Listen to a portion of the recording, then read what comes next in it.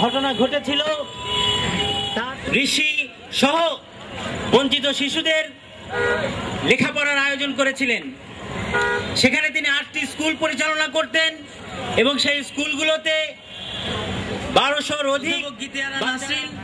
আপনাকে অনুরোধ করছি ব্যানারের সামনে এসে দাঁড়ানোর জন্য আহ্বান করছি।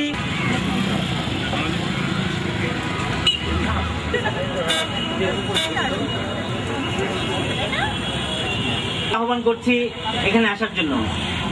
আমরা আমাদের সভার কাজ এখনই শুরু করতে চাই। কমরেড জ্যোতির্ময়, কমরেড শঙ্করকে আহ্বান করছি যে ওই দিনে আসলে কি ঘটেছিল সেটা এখানে শুরু করা। অত্যন্ত দুঃখের সাথে বলতে হয়, আমাদের দেশের বর্বরতাকে হার মানিয়েছে শাহেদ কায়েসকে অপহরণ করে। সোনারগাঁয়ে ওই দিন যে ঘটনাটি ঘটেছে তা অত্যন্তই নক্কারজনক এবং দুঃখজনক। তাই আমি বলবো প্রশাসনকে সচেতন থাকার জন্য এবং বালু সন্ত্রাসীদের জন্য অচিরেই গ্রেপ্তার করার জন্য আমি সরকারকে বলছি এবং স্বরাষ্ট্র মন্ত্রণালয়কে অনুরোধ করছি। শাহেদ কায়েস সোনারগাঁয়ের কৃতি সন্তান, সোনারগাঁয়ের মেধাসম্পন্ন কবি শাহেদ কায়েস। আমার মনে হয় আমাদের সোনারগাঁয়ে একটা বট বৃক্ষের মতো শাহেদ কায়েস কাজ করে চলছেন। বট বৃক্ষ যেমন মানুষকে ছায়া দেয়, শাহেদ কায়েস দরিদ্র জনগোষ্ঠীর এবং ছাত্রছাত্রীদের শিক্ষার জন্য 8টি স্কুল করেছেন। তার মধ্যে অবৈতনিক স্কুল আছে 5টি। সেই স্কুল প্রতিষ্ঠা করার জন্যই সেদিন উনি রওনা হয়েছিলেন। সাথে ছিলেন ক্রিস আর আরেকটা সোনারগাঁয়ের ছেলে। এই 3 জন ট্রলার যোগে মায়াদ্বীপে যাচ্ছিলেন। সেই মায়াদ্বীপে যাওয়ার পথে নুনের টেক এলাকা আছে একটা, নুনের টেকের কাছাকাছি ট্রলারটি যখন গিয়েছিল তখন শাহেদ কায়েসকে একটা স্পিড বোট এসে সেই ট্রলারের গতিরোধ করেন এবং গতিরোধ করে জোরপূর্বকভাবে তাকে সেই স্পিড বোটে উঠিয়ে নেন।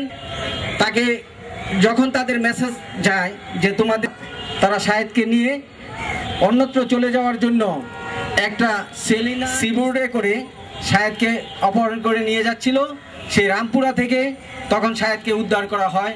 সকল সাংবাদিকরা, আমরা এবং পুলিশ, 2 থানার পুলিশ, সোনারগাঁ থানা এবং মেঘনা থানার পুলিশ সহযোগিতা করাতে এবং সাংবাদিকরা সহযোগিতা করাতে। দুঃখের কথা আর কি বলবো, এত বড় একটা ঘটনা হওয়ার পরেও। ধন্যবাদ শঙ্কর দাকে। এ পর্যায়ে আমি বক্তৃতা রাখার জন্য আহ্বান করছি শাহিন লতিফ, কবি শাহিন লতিফকে। আজকের উপস্থিতি সবাই জানেন আমরা কেন এখানে একত্রিত হয়েছি। শাহেদ কায়েস একটি প্রতিবাদের নাম। শাহেদ কায়েস এমন একজন মানুষ যিনি শুধু কবিতা লিখেই ক্ষান্ত হননি। এই সমাজের একটি অংশ যারা চিরদিন শিক্ষার আলো থেকে বঞ্চিত হচ্ছিলেন, তাদেরকে শিক্ষার আলো দেওয়ার জন্য দিনে দিনে কাজ করে যাচ্ছিলেন। এবং ওই এলাকার যে সমস্ত দরিদ্র মানুষ চরের মধ্যে বসবাস করে তাদের সঠিকভাবে বসবাস করার জন্য, তাদের মৌলিক অধিকার আদায়ের জন্য কাজ করে যাচ্ছিলেন। তাদের বাড়ি এমন একটি জায়গায় এই দরিদ্রদের, যার চারপাশ থেকে বালু উত্তোলন করা হলে সেই বাড়িঘর পানিতে ধসে যাবে। তা রক্ষার জন্য কবি শাহেদ কায়েস যখন আন্দোলন গড়ে তোলেন তখন তাকে অপহরণ করে নিয়ে যাওয়া হয়। অথচ এই বালু নীতি অনুসারে নদীর মাঝখান থেকে বালু উত্তোলন করার কথা, কিন্তু তারা তা না করে দ্বীপের কাছাকাছি অংশ থেকে তারা বালু উত্তোলন করছিল, যা সম্পূর্ণভাবে অবৈধ। তিনি এই অবৈধ কাজটিকে বাধা দিয়ে আজকে এই হুমকির সম্মুখে পড়েছেন। এই যে অবস্থা চলতে থাকলে এই দেশের অবস্থা কোথায় যাবে? আমরা তাই এর তীব্র প্রতিবাদ জানাচ্ছি, ঘৃণা জানাচ্ছি। এখানে ঘৃণা জানিয়ে আমরা শেষ করতে চাই না। আমরা চাই যারা তাকে হত্যার চেষ্টা করেছে তাদেরকে গ্রেফতার করে দৃষ্টান্তমূলক শাস্তি দেওয়া হোক। আর যদি শাস্তি দেওয়া না হয় যতদিন পর্যন্ত তাদেরকে গ্রেফতার করা না হবে আমরা এর চেয়েও কঠোর আন্দোলনের দিকে অগ্রসর হব। মাননীয় সরকার, আপনারা জেনে রাখুন, শুধু সন্ত্রাসী লালন পালন করেই আপনারা টিকে থাকতে পারবেন না। আপনাদেরকে যদি সঠিকভাবে টিকে থাকতে চাইতে হয়, বাংলাদেশকে রক্ষা করতে হবে। বাংলাদেশের সকল মানুষের ভাষা আপনাদের বুঝতে হবে। শুধু নিজেদের ক্ষমতা টিকিয়ে রাখার জন্য, নিজেদের স্বার্থ টিকিয়ে রাখার জন্য আপনারা কাজ করে যাবেন, তা হবে না, তা চলতে দেওয়া যায় না। আমরা যারা সাধারণ মানুষ আছি তাদের কথা ভাবুন এবং কবি শাহেদ কায়েসের এই কাজকে এগিয়ে নিয়ে যাওয়ার জন্য আপনারা আশা করি অল্প কয়েকদিনের মধ্যেই অপরাধীদের গ্রেফতার করে শাস্তির ব্যবস্থা করবেন। আর শাহেদ কায়েসে যে নদীকে বাঁচাতে চেয়েছেন, যে মানুষকে বাঁচাতে চেয়েছেন, তা তার অপরাধ হতে পারে না। সেই কাজকে, সেই স্বপ্নকে এগিয়ে নেওয়ার লক্ষ্যে আমি আশা করছি আমার দেশের সরকার খুব দ্রুত আসামিদের শাস্তির ব্যবস্থা করবেন এবং গ্রেফতার করবেন।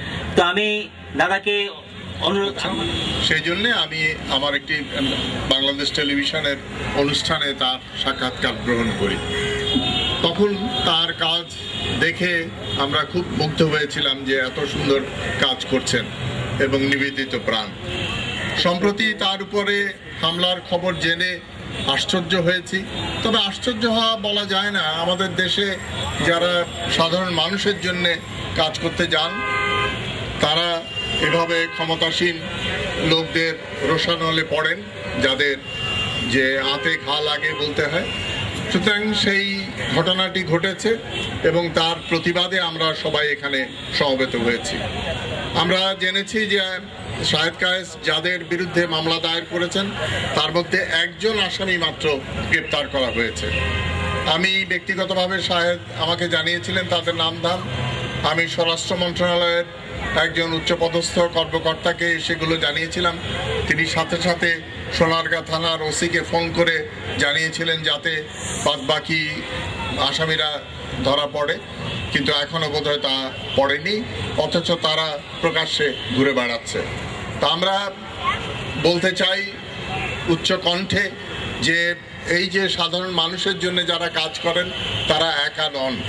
আমরা শুভবুদ্ধি সম্পন্ন মানুষ, সবাই তাদের পাশে আছি এবং আমরা চাইব সরকার দুর্বৃত্তদের লালন নয়, দুর্বৃত্তদের শাসন করবেন এবং যথাযথভাবে মামলার প্রক্রিয়া এগিয়ে চলবে।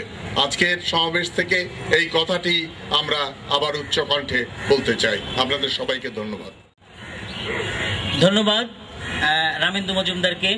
বন্ধুগণ, আমাদের আজকের এই প্রতিবাদ সমাবেশে আমাদের মাঝে সংহতি জানিয়ে উপস্থিত আছেন সঙ্গীত শিল্পী কৃষ্ণকলি ইসলাম, উপস্থিত আছেন জাহাঙ্গীরনগর বিশ্ববিদ্যালয়ের শিক্ষক মাসুদ ইমরান বান্নু। বন্ধুগণ, এ পর্যায়ে আপনাদের সামনে বক্তব্য রাখবেন আইনজীবী ব্যারিস্টার জ্যোতির্ময় বড়ুয়া, গণতান্ত্রিক আন্দোলনের সাথী ব্যারিস্টার জ্যোতির্ময় বড়ুয়া। উপস্থিত সুধী, আজকের এই প্রতিবাদ সমাবেশ কবি শাহেদ কায়েসকে হামলা যারা করেছিল তাদেরকে কেন গ্রেফতার করা হচ্ছে না সেটার জন্যেই আমাদের আজকের প্রতিবাদ। আমার পরিচিতিতেই আপনারা শুনেছেন আমি একজন আইনজীবী।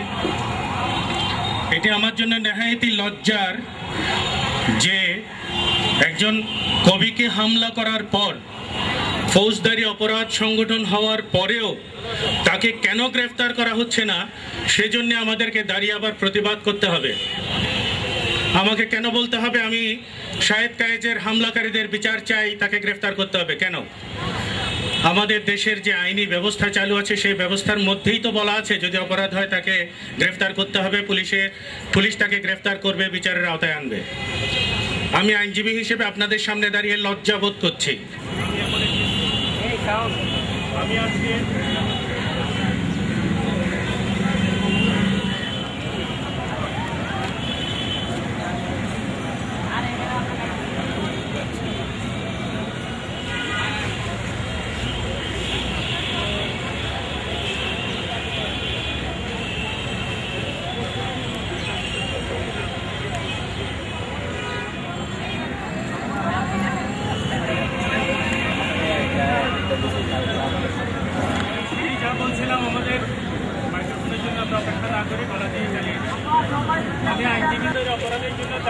জনসম্মুখে বিচার চাইতে হয়, সেখানে বলতে হয় কেন এই অপরাধীগুলোকে গ্রেপ্তার করা হচ্ছে না।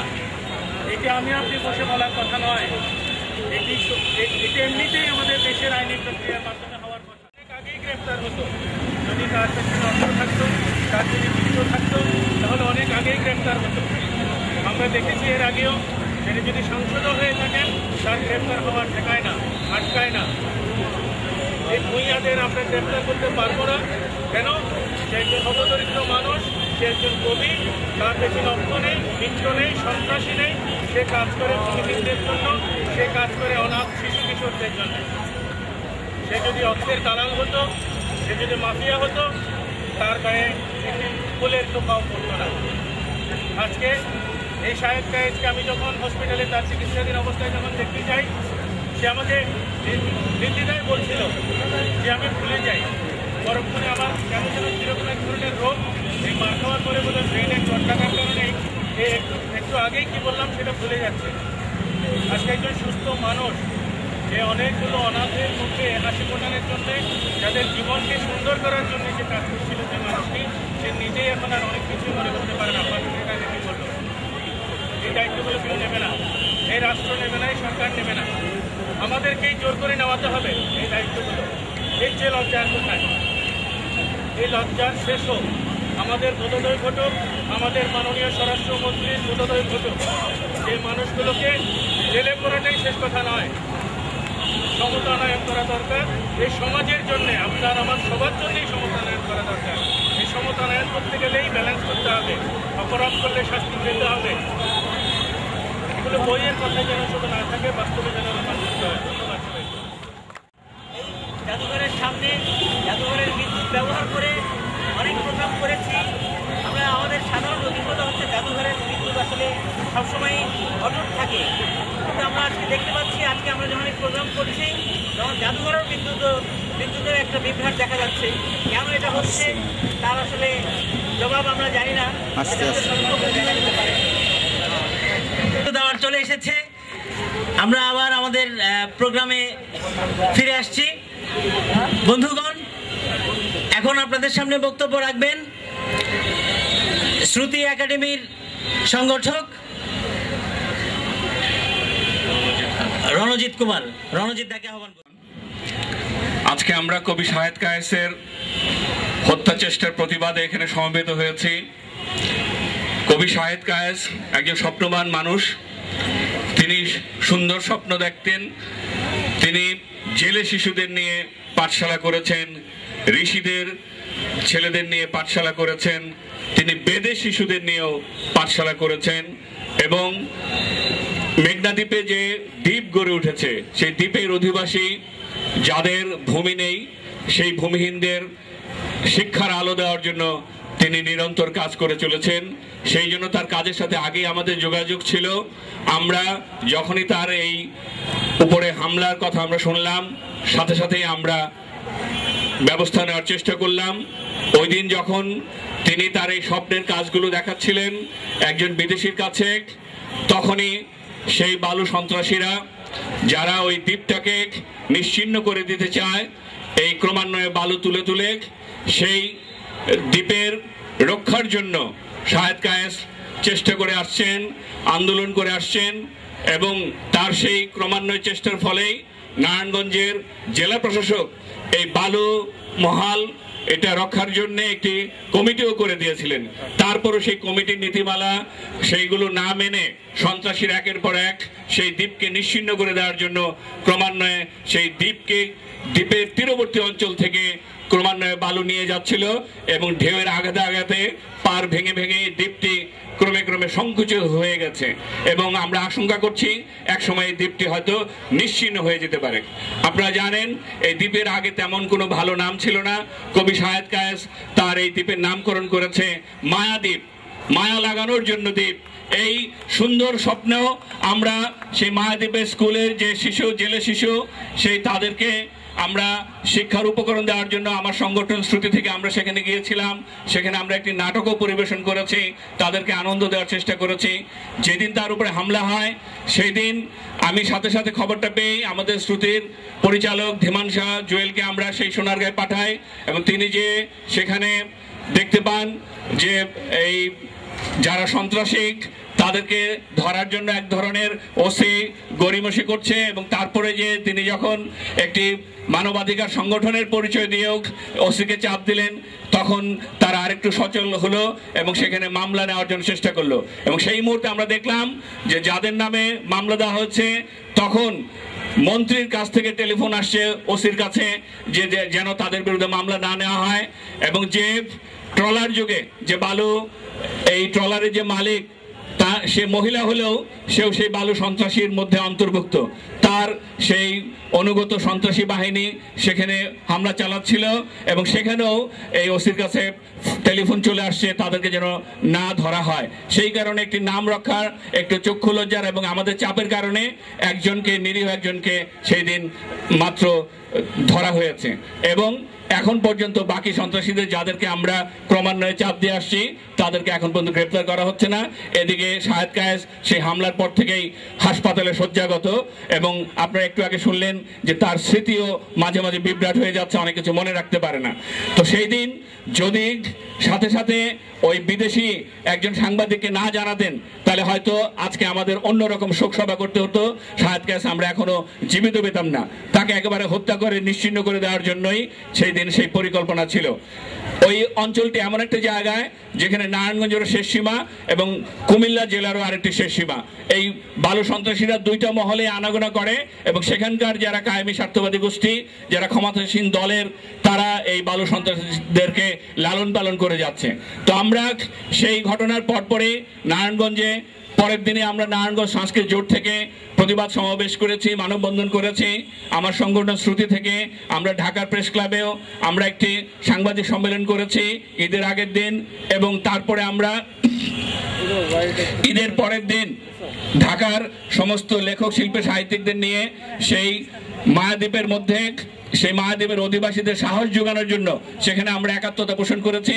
আমরা কয়েক শতক আমরা এই লেখক, শিল্পী, সাহিত্যিক আমরা সেখানে সমবেত হয়েছে। সেদিন আমরা তাদেরকে অভয় দিয়ে এসেছি, কিন্তু এখন পর্যন্ত সেই চাপের পরেও আমরা সেই সন্ত্রাসীদেরকে গ্রেপ্তার দেখতে পাইনি। আমরা এখনো জোর দাবি জানাই, এই যারা এই স্বপ্নের মৃত্যু ঘটাতে চায়, একটি সুন্দর স্বপ্নকে হত্যা করতে চায়, শাহেদ কায়েসকে যারা হত্যা করতে চায়, আমরা সেই দুষ্কৃতিকারীদের, সেই হামলাকারীদের আমরা গ্রেপ্তার চাই। অবিলম্বে বিচারের আওতায় এনে তাদেরকে দৃষ্টান্তমূলক শাস্তি দিয়ে যেন এই অপরাধীরা এই দমন হয়, সেই রকম আমরা একটি জোর দাবি জানাই। তো আপনাদের কাছে আমরা অনুরোধ জানাচ্ছি, আমাদের এই আন্দোলন, এই যে আজকের কর্মসূচি এইভাবে ধারাবাহিকভাবে চলবে। আমরা এরপরে আবারও সেই মায়াদ্বীপে যে তাদের সাথে আমরা একাত্মতা ঘোষণা করব, এবং এই আন্দোলন আমরা চালিয়ে যাব। আমরা যেন এই স্বপ্নের পাশে থাকি, একটি স্বপ্নমান মানুষের পাশে থাকি, স্বপ্নের যেন মৃত্যু না হয়। আমরা এক সময় এই স্বপ্নকে বাস্তবায়ন করার জন্য কাজ করে যাব। সবাইকে সেই কাজে, সেই স্বপ্নের সাথে থাকার